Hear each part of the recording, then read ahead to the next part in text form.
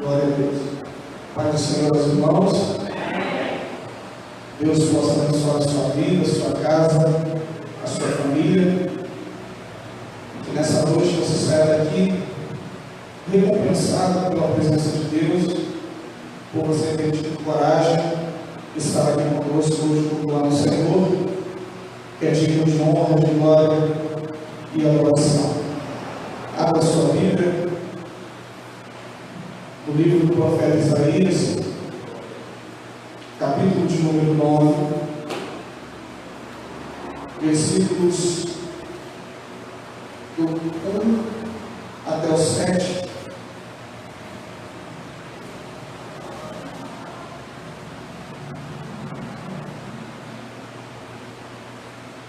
Isaías, capítulo de número 9, versículo 1 até o versículo de número 7. Como estamos aqui, eu estava pensando em algo hoje, na sexta-feira à noite, minha esposa e minha filha, eu estávamos ali na praça da Vila São Luís, e nós chegamos lá bem cedinho, para deixar a criança correr um pouquinho na rua, para não ter um trancado em casa. E era engraçado que ela corria, mas ela chegava a um certo ponto que, não sei se para ela, ou talvez a visão dela ou o pensamento, ela estava muito distante de mim, ela sabia que eu estava olhando, mas ela chegava a um certo ponto, parava, fazia um retornozinho e vinha mais perto, como quem diz assim: eu estou muito longe do meu pai. E eu estive pensando nisso hoje, como isso acontece na nossa vida espiritual, na nossa vida para com Deus. Ele permite que a gente vá, mas o desejo dele é que sempre a gente perceba quão longe a gente pode estar, e que a gente faça esse retorno e se aproxime um pouco mais dele. Quem sabe é hoje o dia, todos nós, após esse período que nós passamos, nos reaproximarmos um pouco mais de Deus. Amém? Amém, irmãos? Amém! Glória a Deus. Isaías capítulo 9, versículo 1 está escrito assim: mas a terra que foi angustiada não será entenebrecida. Ele envelheceu nos primeiros tempos, a terra de Zebulon e a terra de Naftali, mas nos últimos a enobreceu junto ao caminho do mar, além do Jordão, a Galiléia dos gentios. O povo que andava em trevas viu uma grande luz, e sobre os que habitavam na região da sombra de morte resplandeceu a luz. Tu multiplicaste este povo e a alegria lhe aumentaste. Todos se alegrarão perante ti, como se alegram na ceifa, e como exultam quando se reparam nos despojos.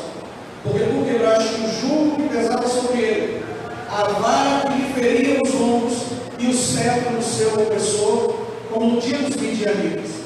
Porque toda a armadura daqueles que pelejavam com o ruído e as vestes que rolavam no sangue serão queimadas, servirão de Páscoa ao fogo.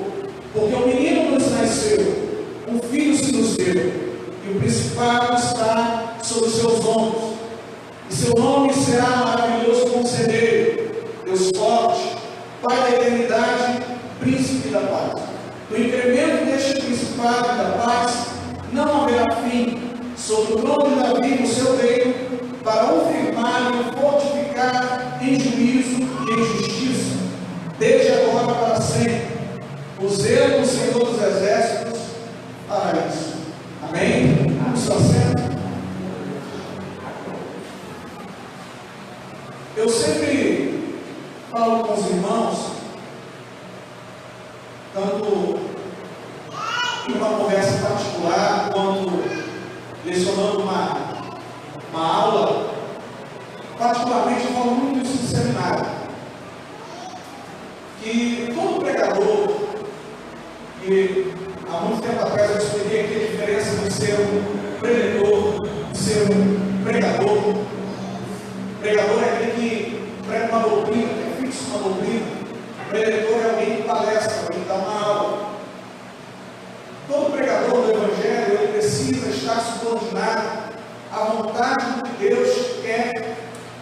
igreja. E todas as vezes, quando eu vou preparar alguma mensagem, eu entro num certo dilema comigo. E essa semana foi um desses dilemas que eu vivi. Eu, na quarta-feira, comecei a buscar o Senhor por essa mensagem. Eu não consegui dormir direito de quarta para quinta, de quinta para sexta, até que sexta pela manhã o Senhor me deu essa mensagem. E Deus ele fala muito forte comigo sobre terra destruída e terra restaurada.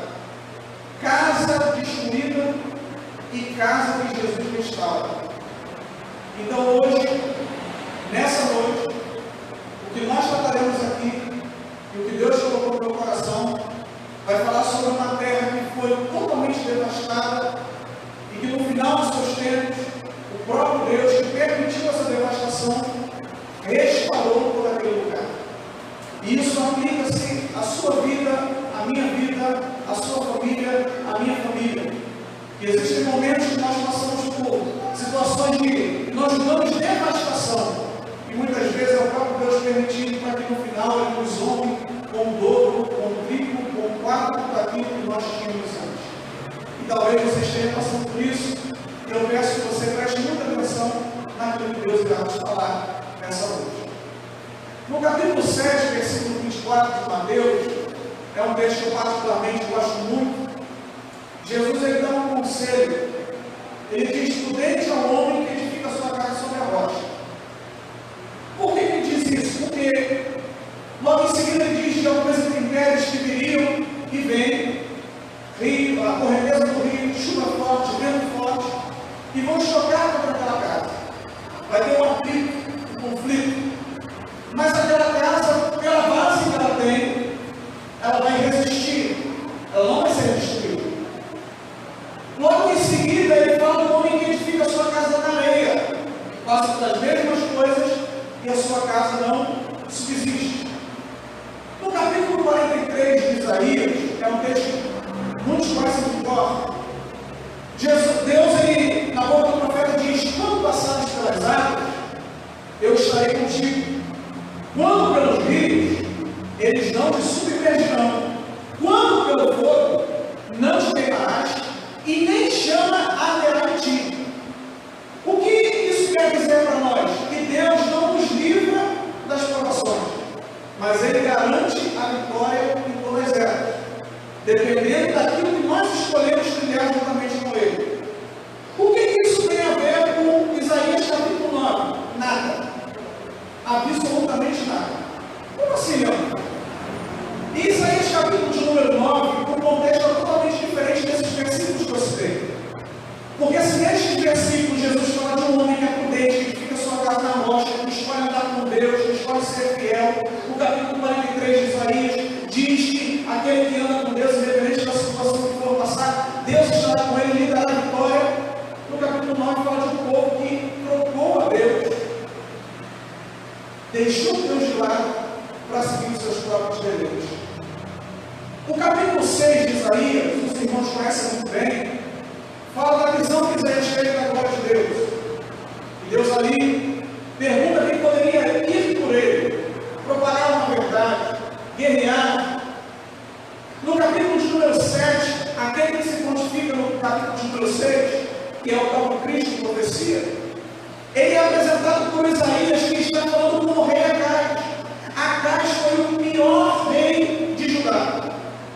Esse homem, filho de Jotão, pai de Ezequias, que foi o melhor rei de Judá, esse homem é considerado o pior rei ao ponto de ele não ter sido enterrado na cidade de Davi, de tanta atrocidade que ele fez.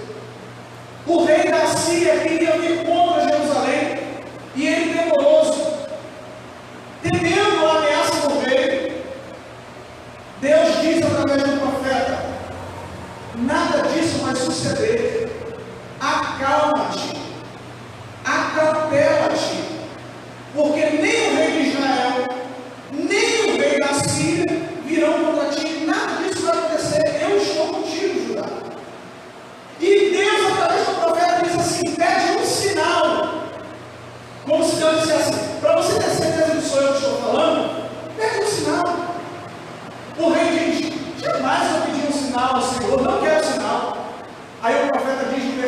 14: pois o mesmo Senhor nos dará um sinal. Eis que uma virgem conceberá e dará à luz um filho, e o seu nome será Emanuel. Talvez você lendo esse texto você perceba assim: o que o Emanuel tem a ver com o que está acontecendo agora em Judá? Tudo. Porque o que amedrontava o coração do rei de Judá era que Deus não estivesse com ele, mesmo Deus falando. E a palavra, o nome Emanuel, significa Deus conosco. Então Deus estava falando: eu estou aí com você para te defender.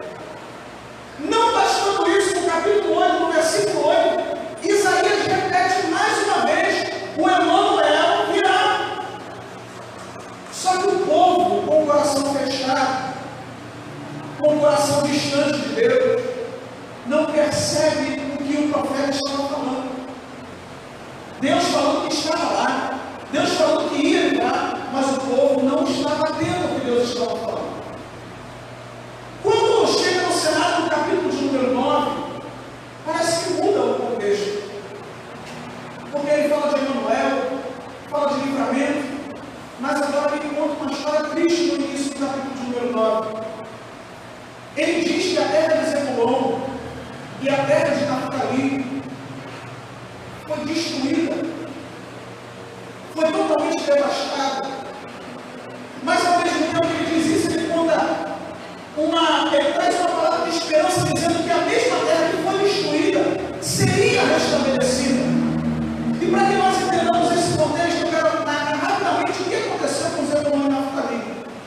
Quando Deus tirou o povo do Egito, ele caminha com o povo no deserto, e ele entra com o povo em Canaã, e Moisés do lado de fora morre. Josué entra com Josué e Caleb e toda a nação junto com ele. Eles adentram na terra e chega um momento que eles precisam dividir as terras. Eles precisam fazer a divisão das partes para cada tribo. Então, no capítulo 19 de Josué, no versículo 10 ao versículo 39, faz-se a divisão das terras de Zebulon e das terras de Naftali. Essas terras, posteriormente, em 1 Reis, capítulo 9, especificamente no versículo de número 12 ao versículo 14, o rei Salomão, após construir o templo, após aquela obra magnífica, ele pega 20 cidades dessas terras e diz a Irão, o rei de Tiro, que o ajudou nessa obra: eu quero te dar um presente. Como pagamento por aquilo que você fez por mim, eu estou me presenteando com 20 cidades. Quando o rei Irão foi ver as terras, ele diz com essas palavras: é isso que você quer dar? Essas terras são terras de Cabu. Cabu significa terra árida, terra seca, terra de deserto. É isso que você quer me dar, Salomão? Não quero. Salomão dá o ouro e a cidade fica. Se você analisar bem, para Salomão essas terras não valiam nada. Para Irão, nada valiam. Quando chega no segundo livro dos Reis, capítulo 15, versículo de número 29, o reino de Israel constantemente sofrendo embates e combates pelos inimigos daquele povo, Deus permite que o rei da Assíria atacasse a Galileia, devastasse as cidades de Zebulon e Naftali, dentre as quais estava a cidade de Jonas, o profeta Gat-Hefer, que no capítulo 14 do 2 Reis é narrado. Essa cidade destruída talvez deu a Jonas aquele álibi de não querer pregar para os assírios inimigos.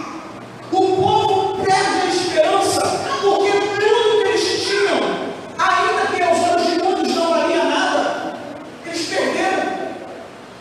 No capítulo 17, no versículo de número 23 e 24, concretiza-se a sentença que Deus havia dado: que esse povo, por se desviar dos seus caminhos, seriam levados para terras estrangeiras, seriam conduzidos para outra nação.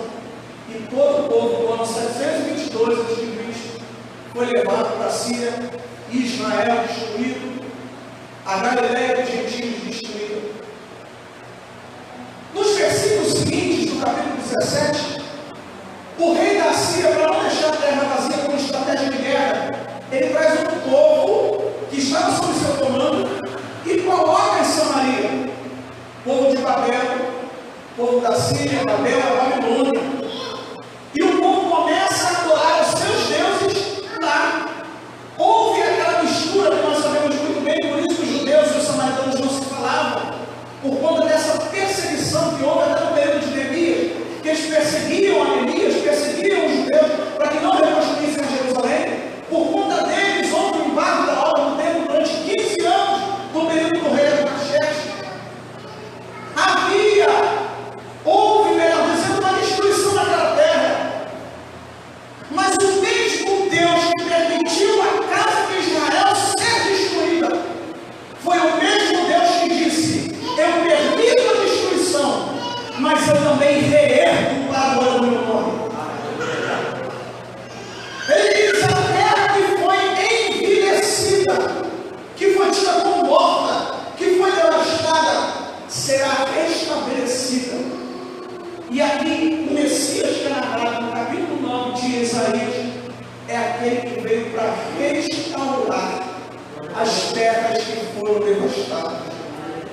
O que nós precisamos entender isso hoje, e é isso que essa mensagem vai tratar no nosso coração, é que não existe família destruída, não existe casamento destruído, não existe vida destruída, a tal ponto que Jesus não possa restaurar. Nós precisamos ter fé que Ele pode. E talvez você se pergunte: Senhor, mas o que Jesus fez lá? O que Ele restaurou? Dentre tantas coisas que Ele fez, uma das coisas que Ele fez, e é o primeiro ponto dessa nossa mensagem, é: Ele restaurou a glória. Quando você lê 1 Samuel capítulo de número 4, conta uma história triste. Quando Ofni e Finéias levam a arca para a guerra com os filisteus, em pecado, ambos em pecado, morrem na guerra. A arca é tomada, levada para o templo de Dagon. E a notícia chega a Eli e a esposa de Finéias, que estava grávida, prestes a dar à luz. Quando Eli soube da notícia, o texto diz que por ele ter um grande peso, ele se assusta, a cadeira que ele estava quebra, e ele quebra o pescoço e morre ali. A esposa de Finéias, ao ouvir isso, deu à luz, talvez um pouco prematuro. E ela, gritando de dores, ela dá o nome do menino. E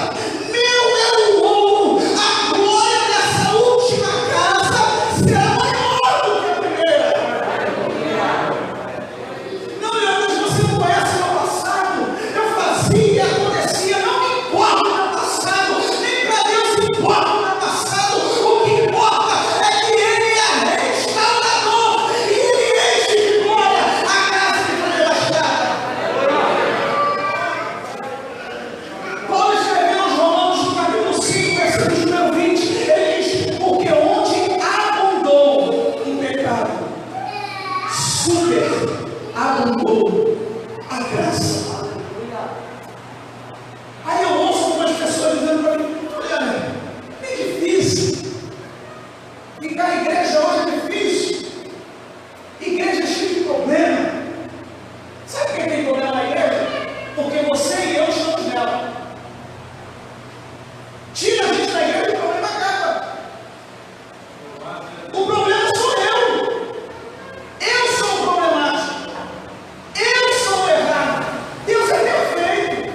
Deus é santo. Deus é inigualável, incomparavelmente santo. Nós é que precisamos mudar. Eu acho bonito, quando eu vejo, é difícil de ver, mas quando eu vejo uma pessoa com sinceridade, que pede ajuda. Hoje o tio da minha esposa, tio avô da minha esposa, ele foi lá em casa agora à tarde, 77 anos. E nós estávamos conversando sobre a Bíblia. Ele disse: olha, quando nós dobramos os joelhos, nós estamos dizendo para Deus que Ele é maior que nós. E quando nós oramos com as mãos levantadas, nós estamos em estado de rendição para com Deus. Sabe o que é estado de rendição? O assaltante vem, perdeu, levanta a mão. Você levanta a mão, está rendido. Perdeu, você não tem mais comando, tem uma arma apontada para você. Quando você levanta as mãos para Deus, você está dizendo: eu tiro a minha vontade e eu quero que o Senhor faça a sua. Quando você faz isso, irmão, não tem nada que resista ao agir de Deus. Eu vim para cá no domingo passado com muitas perguntas na cabeça acerca de algumas coisas que estão acontecendo comigo, umas lutas que eu estou passando. E eu sentei no meu joelho e orei. Começou a irmã Sandra ministrou. E logo no início, eu gosto de Deus, porque Deus não tem que responder, responde no meio de mensagem, na mensagem, logo no início, né? Aí Deus falou comigo quando a irmã Sandra botou um negócio da serpente, aquele negócio forte, irmão. Sério, eu ando muito de bicicleta do lado de lá, agora eu vou ficar mais atento a esse negócio de serpente aí. E aí eu tocou no meu coração e disse: Jesus, foi poderoso demais. Saí daqui feliz da vida que Deus falou comigo. E falei para Deus: faça-se a tua vontade, cumpra-se o teu querer.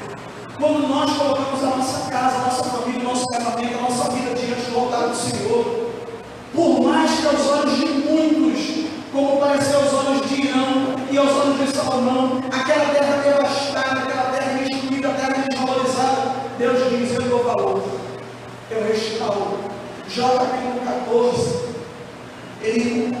Jó falando em poesia, ele narra que ainda que haja uma árvore cujo seu tronco foi cortado e ele esteja caído no chão, ao cheiro das águas tornará. Glória!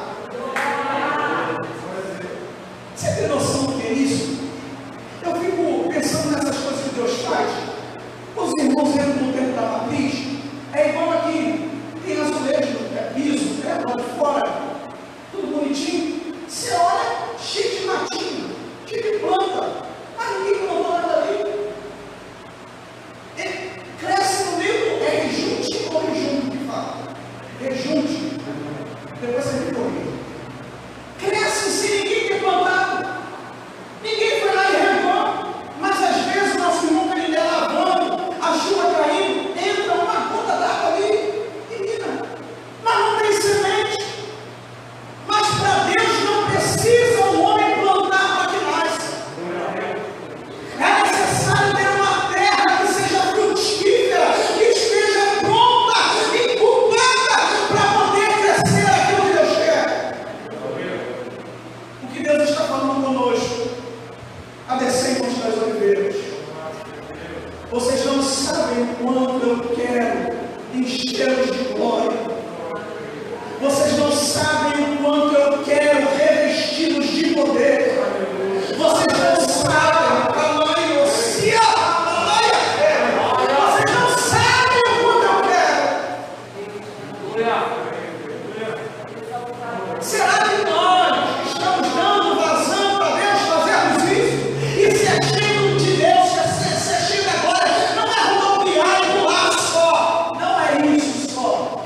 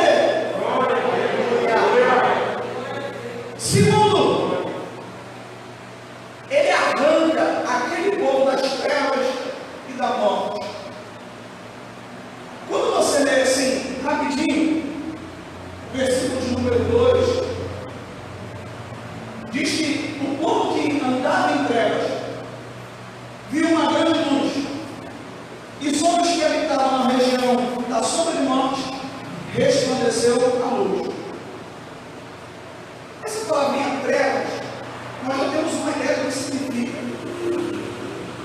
No texto original, ela pode significar várias coisas. Dentre elas, o que não é o caso aqui nesse texto, trevas de entendimento, ou seja, o povo era ignorante com relação a quem o Messias era, a quem Deus era. A lei estava obscura diante deles. Eles não conseguiam enxergar, que não é o caso. Obscuridade aqui, essa palavra treva, significa aquele que anda em escuridão espiritual. E a expressão que é usada é a seguinte: sombra de morte, região de sombra de morte, é a palavra Samael, que significa morte física ou espiritual. Então aquele povo não morreu só fisicamente, eles morreram no ataque da Síria. Eles morreram muito antes para Deus. Eu tenho uma preocupação muito grande com a minha vida espiritual. Qual é? Quando eu dobro os joelhos, o que Deus pensa de mim? Porque vocês estão me ouvindo pregar hoje, e talvez vocês gostem do meu jeito de falar, talvez vocês me achem uma pessoa muito boa, mas vocês não andam 24 horas comigo, vocês não dormem comigo, vocês não trabalham comigo, vocês não são meus vizinhos, vocês não sabem como é a minha vida. Quem me conhece sou eu e Deus. Nem a minha esposa sabe quem eu sou. Por quê? Sou igual? Ah, não. Porque tem coisa que eu faço dentro de todo mundo aqui que nós não contamos para ninguém. Só Deus e nós sabemos. Por Deus nos conhecer profundamente, Ele sabe, independente do que nós manifestamos lá de fora, quem é dele e quem não é.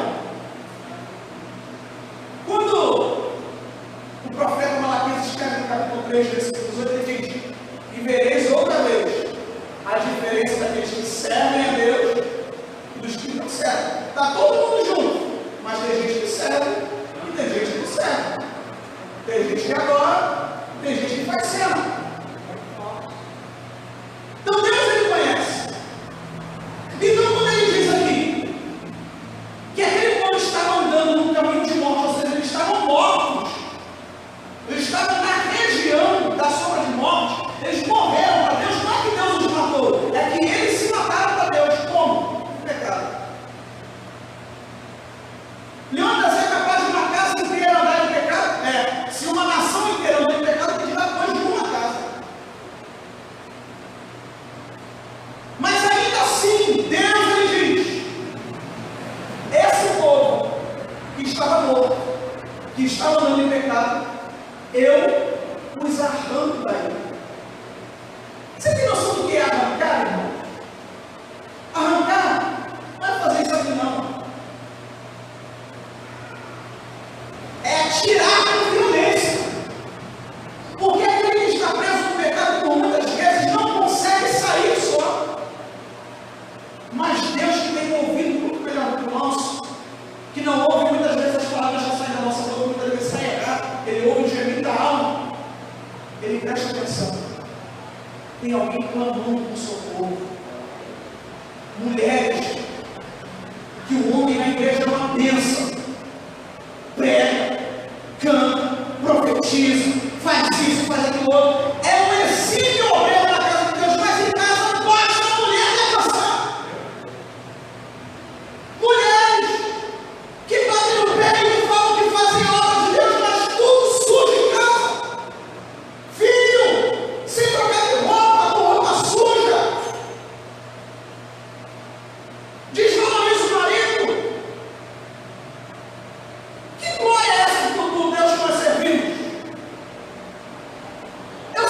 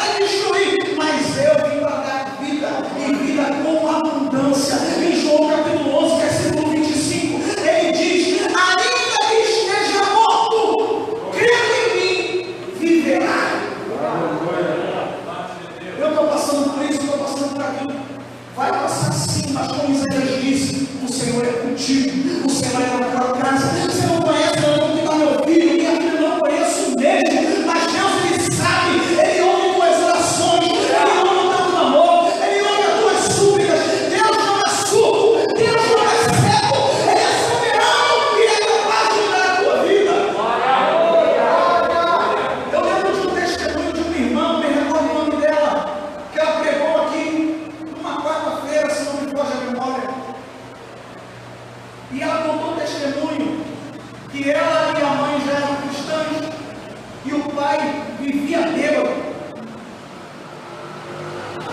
E o filho mais novo, por ver aquilo, começou a beber também. Aí elas orando, Deus salvou o pai. Na verdade, acho que foi o inverso, salvou o filho primeiro. Acho que o Josué lembra desse caso.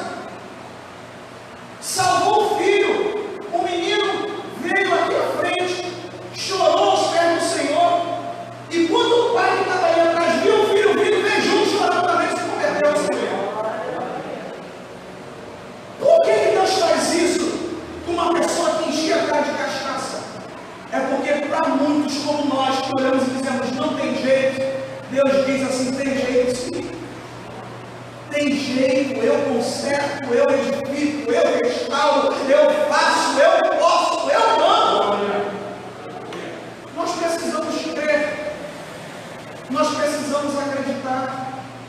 Deus é o mesmo de ontem. Ele continua agindo, continua fazendo.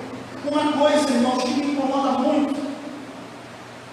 Os irmãos aqui, o presbítero Davi, Diácono Josué, Diácono Jean, que hoje não está aqui, Diácono Noé, que eu acho que ele está lá fora, está escuro ele mesmo, Diácono André, que estão junto com a gente lá no seminário, é uma coisa que eu falo sempre. E é proposital eu falar. Muitos chegam lá para cima lá no seminário, um peito estufado, fala assim, ele chegou, rapaz, eu sou evangelista, eu já prego, mas eu quero aprimorar a minha forma de falar, eu falo assim, está no lugar errado. E os irmãos que estão me acompanhando sabem o que eu falo para ele. Você está no lugar errado, porque seminário não ensina ninguém a ser pregador. Seminário ensina a ser crente. Seminário de Bíblia ensina a ser crente. Você vai aprender como montar um sermão, você vai aprender como interpretar um texto, você vai aprender as técnicas que são usadas. E eu cagueto tudo que esses pregadores da modinha podem fazer, eu cagueto tudo.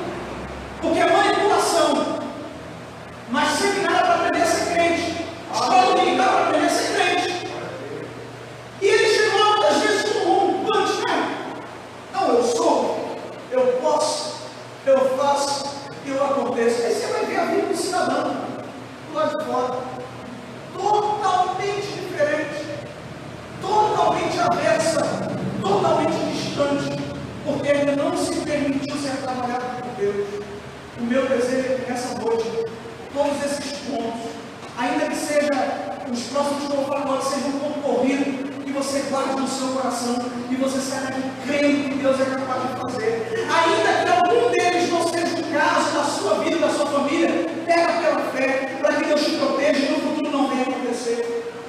A terceira coisa, ele trouxe a multiplicação da alegria. O versículo de número 3 diz: multiplicar o povo e a alegria de aumentar. Ele multiplica o povo não em quantidade física. Porque em João capítulo 4, versículo 22, Jesus diz a uma versão americana: a salvação entre os judeus.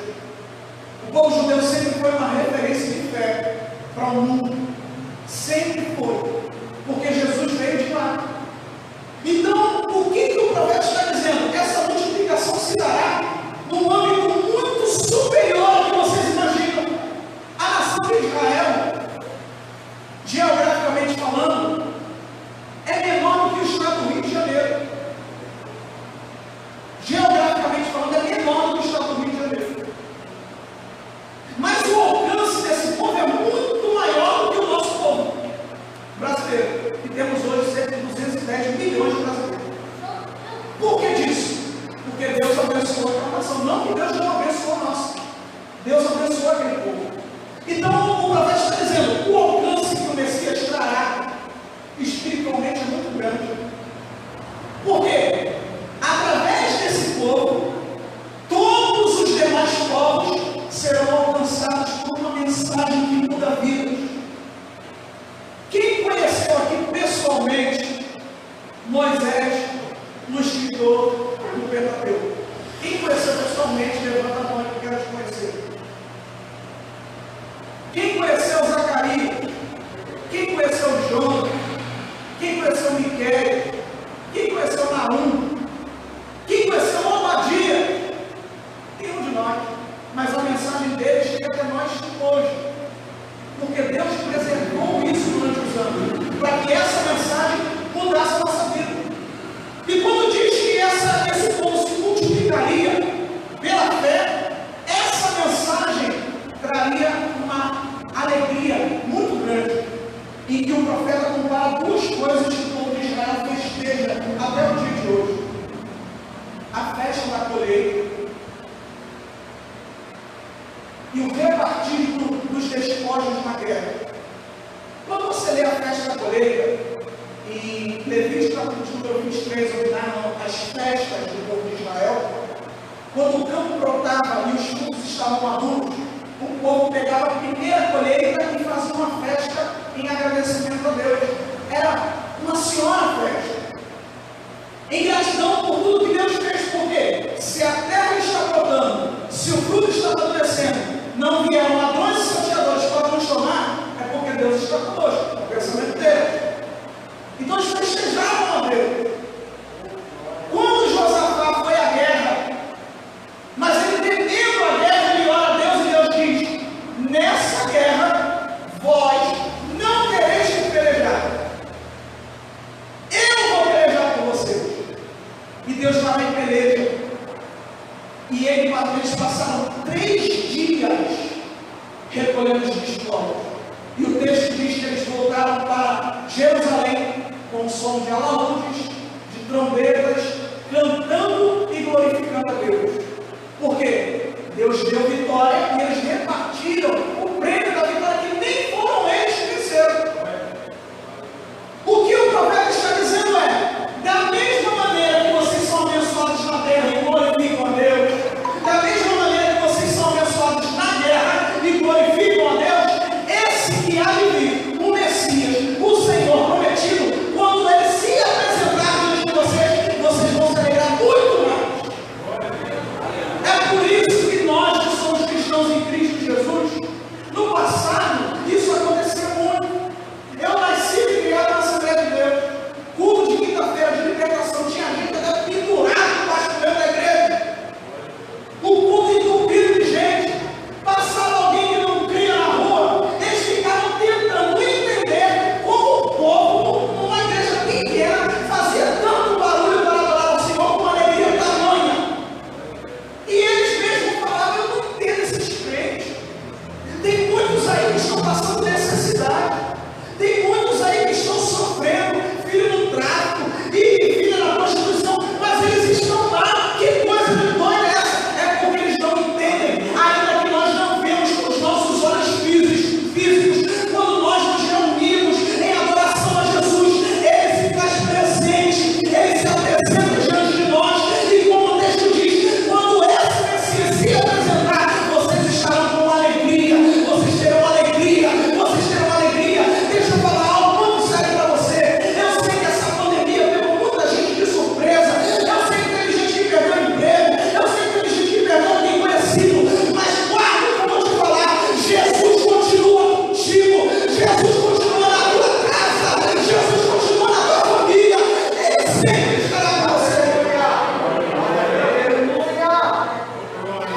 Irmão, foi falado aqui na escola dominical hoje. No passado, Moisés foi para o monte, passou 40 dias e 40 noites sem comer e sem beber, se alimentando de quê? Da presença de Deus. Deus falando, e o texto diz assim: não comeu e não bebeu enquanto esteve no monte. Desceu com o rosto resplandecente, um negócio fenomenal. Abraão, quando falava com Deus, era um relacionamento de amigo, ao ponto de Deus dizer: porventura faria algo e não falaria com meu amigo Abraão? Deus se manifestava no tabernáculo com uma nuvem de glória. Deus falava com Elias. Deus falava e falava e falava. Mas tudo que eles almejaram no passado, você tem de graça pela graça hoje. Por que, Leandro?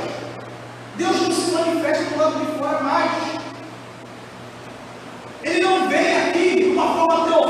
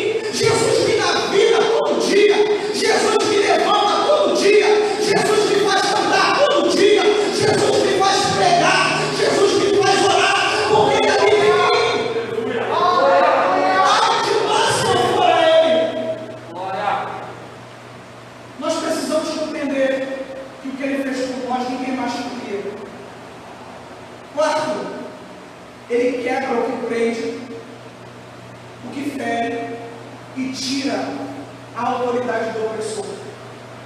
Versículo número 4 diz: porque tu quebraste o jugo que pesava sobre ele, a vara que lhe feria os ombros e o cetro do seu opressor. Jesus primeiro como Messias aqui, para quem não entendeu o que está acontecendo, quando Jesus ele veio como homem,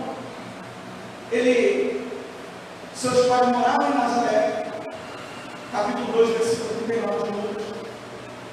E quando Jesus foi nascer, eles foram até Belém. Ele nasce na hospedaria. E lá não tinha vaca, não tinha boi, não tinha girafa, não tinha nada disso. Ele nasce lá. O texto de Lucas 2,39 diz que, nascendo o menino, sendo apresentado no templo, eles retornam para Nazaré. Quando Jesus cresce, inicia o seu ministério, capítulo 4 de Mateus diz: e saindo de Nazaré, foi habitar em Cafarnaum, a Galiléia dos gentios, para que se cumprisse o que foi dito pelo profeta Isaías, esse texto. E ali ele começa a fazer grandes milagres, grandes sinais e grandes maravilhas. Quando ele quebra essa primeira parte que o texto fala, o jugo. O jugo, os irmãos conhecem muito bem, mas pode ter alguém que não sabe o que é. É aquele instrumento de madeira que prende um boi no outro. Hoje, em muitos lugares, está substituído por máquina, mas prende um boi no outro. E vem aquele jugo, tem um arado que vai puxando e preparando a terra para o plantio. A primeira parte do arado, cavuca a terra, tira a pedra que está escondida, a raiz seca, vai arrancando tudo. E a segunda, alguns já mais modernos, já vem plantando semente. Esse jugo foi o que a Síria fez. Colocou um jugo sobre Israel. O que acontece em primeiro lugar? A Síria some. Foi devastada pelo Império Babilônico. Em segundo lugar, falando da nossa mente espiritual, o que Jesus fez com o nosso opressor que colocava um jugo sobre nós? Ele diz em Mateus 11, 28 ao 30: vinde a mim, todos vós que estáis cansados e oprimidos, e eu vos aliviarei. Tomai sobre vós o meu jugo, e aprendei de mim, que sou manso e humilde de coração, e encontrareis descanso para a vossa alma. Porque o meu jugo é suave, e o meu fardo é leve. Jesus ele diz: eu vou tirar esse jugo pesado, e vou dar um jugo leve, suave. Servir a Jesus é fácil, como diz o mais nosso Otávio João Neto. Somos nós que complicamos as coisas. Servir a Jesus é maravilhoso.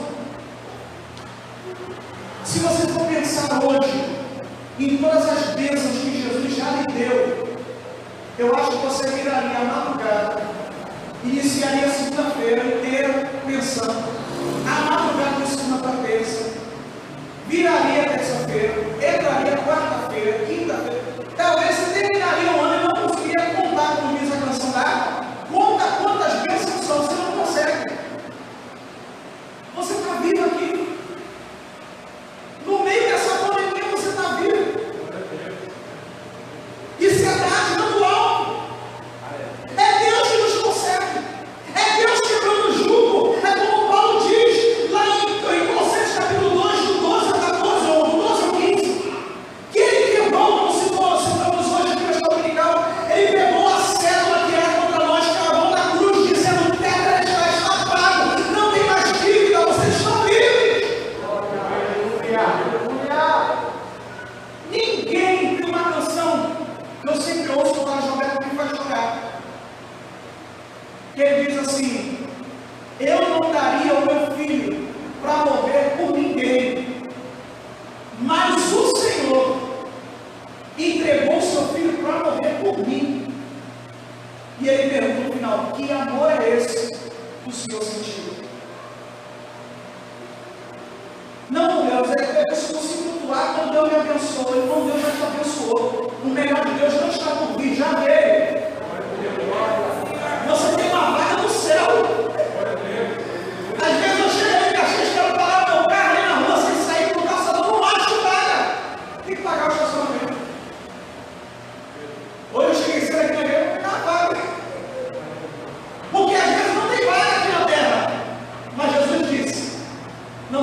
vosso coração, crede em Deus, crede também em mim. Na casa de meu pai há muitas moradas. Se não fosse assim, eu voltaria de novo, pois vou preparar-vos lugar. E quando eu for e vos preparar lugar, virei outra vez e vos levarei para mim mesmo. Tem lugar para você lá. Alegra o teu coração. Estufa o peito. A gente que está um pouquinho acima do peso, fala por mim, os irmãos estão muito em forma aí. Eu estou um pouquinho acima do peso, amochado na barriga assim, estufa o peito e fala: quando as portas do céu se fecharem, da terra se fecharem, o Senhor do céu abre um porta. O Senhor do céu abre, do céu abre, do céu abre. Quando a resposta do homem falhar, a resposta do céu nunca falhará. A segunda coisa que ele faz, ele quebra o jugo. Em seguida, ele quebra a lança que feria aquele povo. Êxodo 21, versículo 20. O Senhor falando para ele, ele diz que aquele que era Senhor, traduzindo para nós, o patrão, não poderia ferir o seu escravo com uma vara de ferir. Quando o escravo fugia e era preso, era uma forma de tortura. Pegar a vara e ficar furando o escravo, para que ele aprendesse que fugir era uma coisa ruim. Deus usa essa palavra como se a Síria estivesse falando com Israel. Ele diz: eu vou quebrar a Síria, quebrou. E diz: o pecado faz isso com você, Deus. Ele te cutuca, ele te fere. Nós que somos cristãos, pecamos. Nós pecamos. E quando nós pecamos, aquele que ama Jesus chora muito. Mas chora de verdade. Vou contar com o pecado dos irmãos do Petinho a pouco, e já peço perdão. Vocês me perdoam em nome de Jesus? Vocês querem saber qual é o pecado que eu quero? Vocês são curiosos, né? Não foi um pecado não, era só para pegar com vocês. Eu estava vindo para cá, eu não moro aqui. Dizem que essa rua é muito perigosa. Eu não sei, mas dizem que é muito perigosa. E tinha um carro meio apagado na minha frente, a menos de 20. Já escurecendo. Eu olhei lá na frente, tudo livre. Falei: esse carro tem alguma coisa, ele freava um pouquinho e acelerava um pouquinho. Eu falei: tem alguma coisa errada. Eu falei assim para minha esposa: eu vou meter o pé. Cortei o carro de plano. Na outra mão veio outro carro. Eu falei: Jesus da livramento, você deve esse carro aqui. E passei. Cheguei, dobrei o joelho e falei assim: perdão, Senhor. Por que eu estou falando isso? Porque minutos antes eu falei para a minha esposa assim: esses cruzamentos são muito perigosos. A gente tem que orar para Jesus guardar e ter prudência no trânsito. E eu fui lá e fiz uma mandada dessa. Se não fosse Jesus a nos guardar, o que o inimigo faria quando eu chegasse aqui na igreja? Você falou lá atrás, ensinou lá atrás, está fazendo tudo errado. Quem é você para falar alguma coisa? Aí vinha a vara e cheguei ali, dobrei o joelho e falei: Senhor, me perdoa, porque eu falei que não era para fazer e fiz. Foi pecado isso? Não, mas foi uma imprudência. Poderia ter levado a um acidente. O que eu estou querendo dizer com isso? É que se você não está diante do Senhor, o pecado, ele vem como um dardo inflamado lançado pelo inferno. E ele começa a se atrelar, a se acoplar a você. Você, de tanto não sentir mais isso, você passa a ter uma vida distante de Deus sem perceber. Como o pastor Leio Barreiro diz: o diabo mata sem tirar a existência. Você continua vindo no culto, continua lendo a Bíblia, orar muito pouco, já não sente a presença de Deus. Aí daqui a pouco começa: ih, fulano está cantando feio, ih, o fulano está dividindo o culto errado, ih, a palavra não foi boa, ih, tu viu a saia da fulana, tu viu a maquiagem da fulana. Começa a ver os defeitos, mas o defeito não está no outro, está em nós.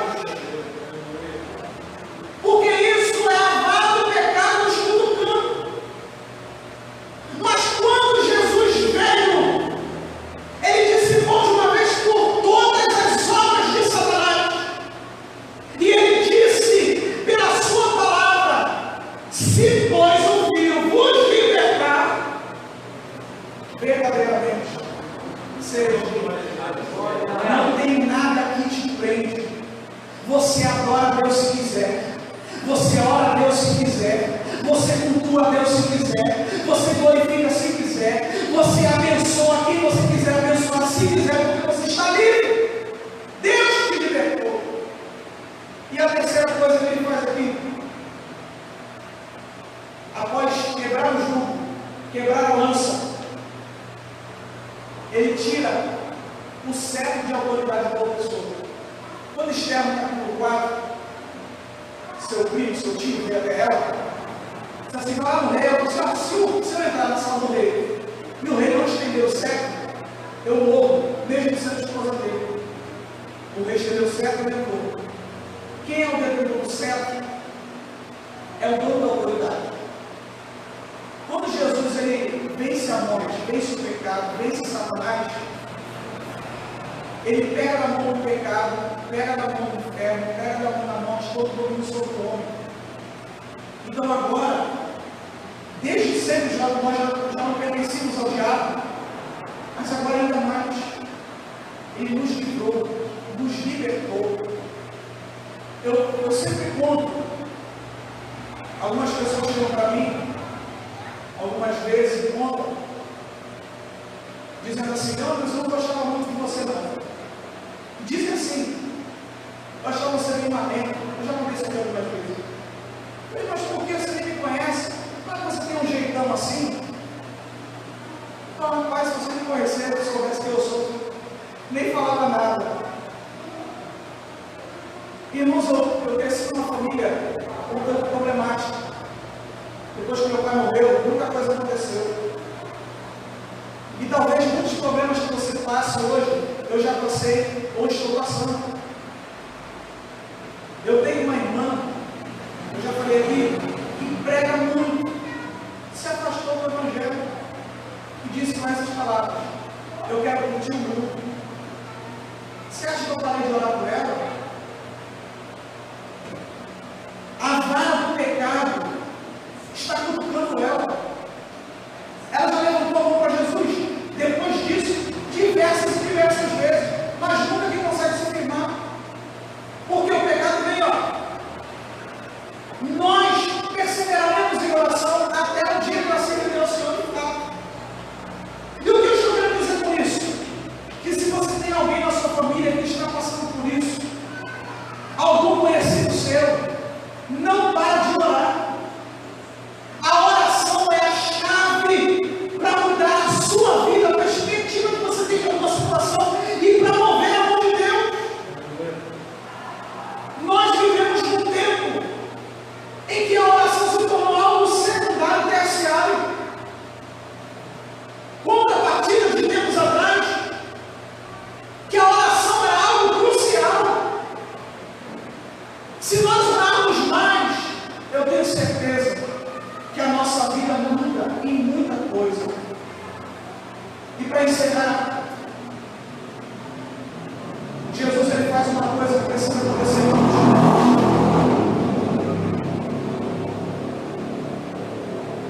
O versículo de número 6 e o versículo número 7 diz que após o capítulo 5, versículo 5, esse reino ter sido tirado, um novo reino seria estabelecido. E o rei desse reino é maravilhoso, conselheiro, Deus forte, Pai da eternidade, príncipe da paz. No versículo 7 diz que a paz que seria estabelecida no reino dele não teria fim. Não é uma paz momentânea, é uma paz eterna, infinita, independente da situação que nós passemos. Eu me alegrei muito quando o Senhor falou isso ao meu coração, porque existem momentos em que nós estamos sem paz. Não é paz de Deus, sem paz mesmo. A gente passa por alguma situação que nos arranca a paz e a gente fica assim: Deus, onde o Senhor está? Não é que Deus parou de falar, é que a gente está tão preocupado com o ouvido que fecha. Mas Deus está falando.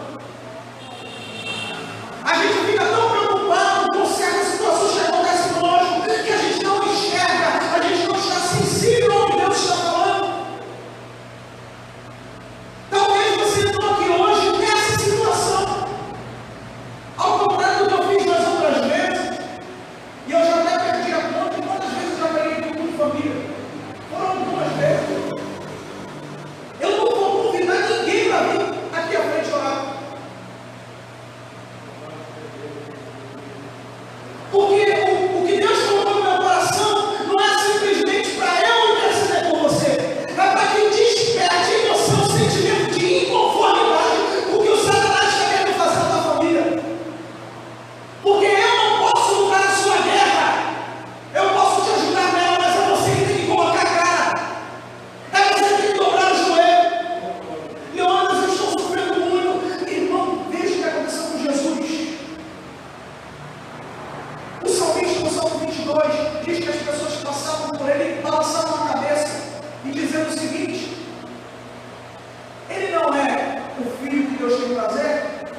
Que Deus o livre. Capítulo 27 de Mateus, nada disso. Em João, capítulo 19, mostra a crucificação de Jesus. Jesus disse: eu tenho sede, cumprindo o que está escrito no Salmo 69, verso 21. E diz assim: deram-me de beber vinagre. Mas você leu o que está escrito em João? Não era vinagre. Esse vinagre que a gente usa para misturar na salada. O vinagre que deram para Jesus beber era o vinagre que era usado para purificar uma esponja, cuja mesma foi gravada no caniço disso que foi dado a Jesus. Essa esponja é usada para limpar as fezes das pessoas. O governo romano implantou banheiros públicos.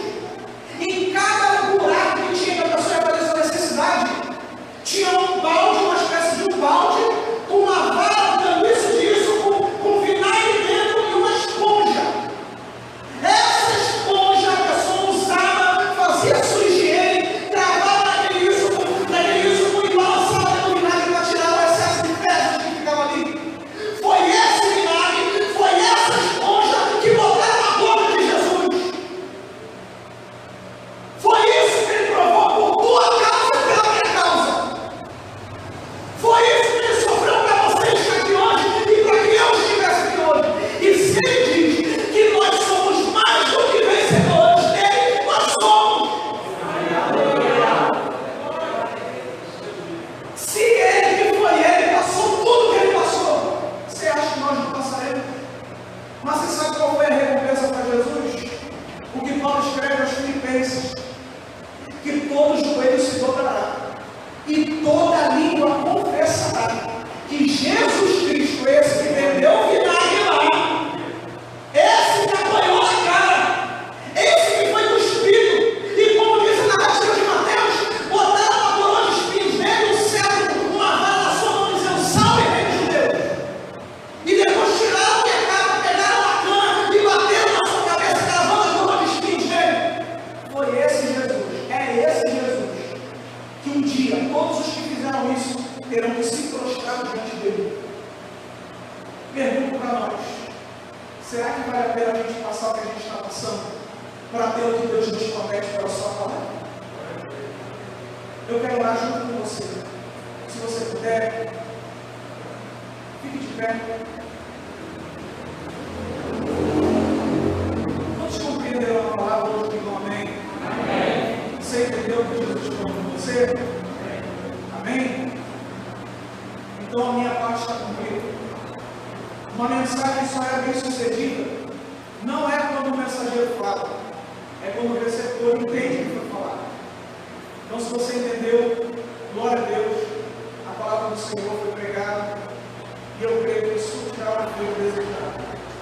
O desejo mais profundo do meu coração é que você saia daqui mais valente para guerrear em prol da sua família, em prol do seu casamento. Não aceite nada que não é de Deus dentro da sua casa. Não aceite nada que não é de Deus dentro de você. Não aceite nada que não é de Deus dentro da sua família. Porque na autoridade da palavra que foi pregada hoje, eu quero declarar isso, você crê, diz amém no final. E a sua família, toda ela, pertence ao Senhor. Toda ela, sem exceção. Pode aos seus olhos não estar servindo o Senhor agora, mas vai em nome de Jesus. Vamos orar em prol dessa causa. Ore pela sua família. Se na sua família não acontece isso, ore pela família de alguém que está precisando. Lembre da família do presbítero Márcio, que hoje teve que sair aqui cedinho para socorrer a mãe, por isso que aconteceu algo e saiu correndo. Se não tiver ninguém para orar, e se tiver também, acrescente ele na oração, para que Deus venha guardar a sua mãe da vida. Vamos orar? Bendito Deus e eterno Pai. Pai de nosso Senhor e Salvador Jesus Cristo.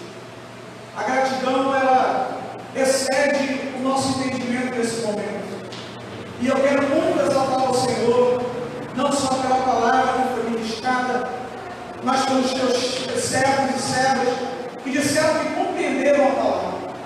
O que eu venho pedir ao Senhor em oração neste momento, como já antes havia pedido, é que o Senhor abençoe cada família aqui representada. Eu não sei, mas os teus filhos estão passando